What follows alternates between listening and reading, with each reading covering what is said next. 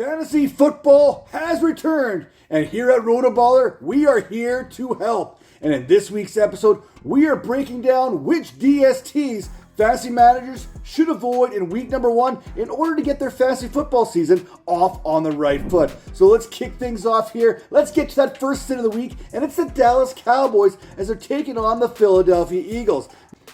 First it was Luka Doncic, now Micah Parsons. Things have gone from good to bad to even worse in Dallas, and this time it was because of Jerry Jones's stubborn pride, thinking that he is smarter than everybody else. Jerry Jones and the Dallas Cowboys, they have traded edge rusher Micah Parsons to the Green Bay Packers even before they take the field here in week number 1 against the Philadelphia Eagles. That being said, whether Parsons was in the lineup or not, Dallas, they were going to be a sit this week.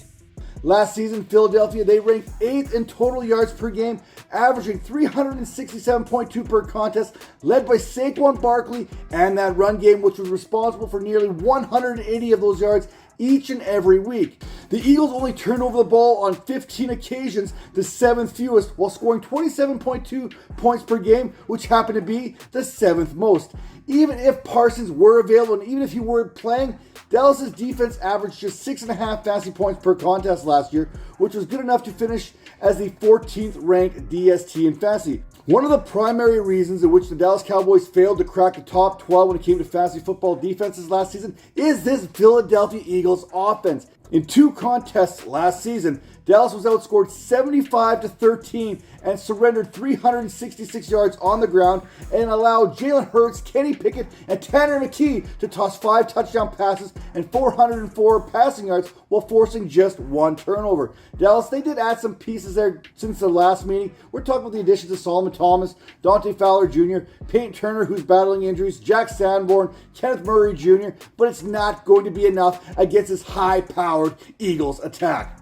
Another top-rated defense that I'm seeing this week, it is the Baltimore Ravens. They face Josh Allen and the Buffalo Bills. Heck, you know what? You can probably sit the Buffalo Bills as they take on the Baltimore Ravens if you want to get cute, but when we get to the start video, you'll see there are better matchups for us to talk about. There are better options available than both the Ravens and the Bills, for that matter, this week, in week number 1 to kickstart your season. You don't want to start it off with a bad score there from the DST. While the Ravens defense has improved, especially over the back half of the 2024 campaign, Buffalo finished 9th in passing yards per game, 9th in rushing yards per game, and 10th in total yards, and was the second highest scoring team, averaging 30.9 points per contest. The last time that these teams met was back in the divisional round, where the Bills defeated the Ravens 27-25 in a contest in which Allen ran in a pair of scores, while Ray Davis, he added another. In that game, Buffalo, they did not turn the ball over, which was pretty much on par for the rest of their season, considering they just turned the ball over a league low 8 times. And if you can't force turnovers, then heck, maybe sacking the quarterback's one way to get production. Not against Josh Allen, not against the Buffalo Bills, not against this offensive line. In 20 contests, including the playoffs, Allen, he was sacked just 19 times. That is 5 fewer times than the next closest team, the Green Bay Packers. Let's keep this train rolling, and let's talk about the Cleveland Browns versus the Cincinnati Bengals. The Browns, they are a sit this week. The Bengals defense, we know they're going to suck. Joe Burrow's offensive line is not going to have an answer for Myles Garrett, but that is not going to stop Joe Burrow from throwing the ball around the field all day long. For the Browns, that is bad news, especially considering they only had 4 interceptions last season. Burrow and the Bengals, they averaged 28.8 points per game last season. That was the 6th most on the strength of a league best 272.9 passing yards per game. While the Browns have a Garrett, the Bengals, they have a Jamar Chase, a T. Higgins, and a Chase Brown. Both Jamar Chase and T. Higgins finished inside the top 6 amongst fantasy receivers last season in fantasy points per game, both finishing with at least 18.5 per contest. Meanwhile, Chase Brown, he finished as the RB14, averaging 15.9 fantasy points per game. However, let's take a smaller sample here. Let's look at weeks 8 through 17. That number, that total, it jumped to 19.6 fantasy points per game. And Brown, he would close out the season as the RB6.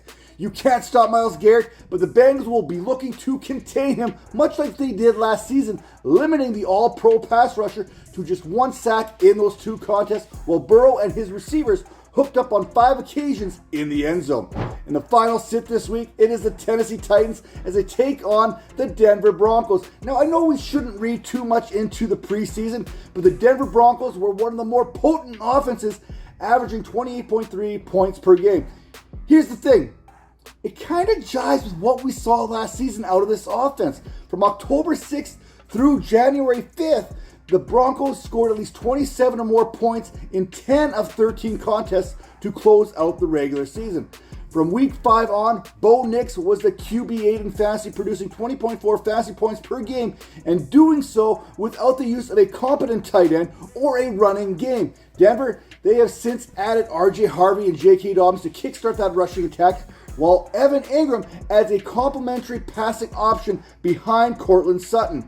Now, we got to give the Titans some flowers here. They allowed the second fewest yards per game, but that didn't really help when it came to the scoreboard, where they allowed 27.1 points per game. Only Dallas and Carolina allowed more points per game than the Titans did. That's it. Those are the 4 DSTs you have to sit this week. There's going to be better options out there. And if you haven't already done so, hit those like and follow buttons, and be sure to head to RotoBaller.com for all the latest fantasy news and analysis. And we'll see you next time.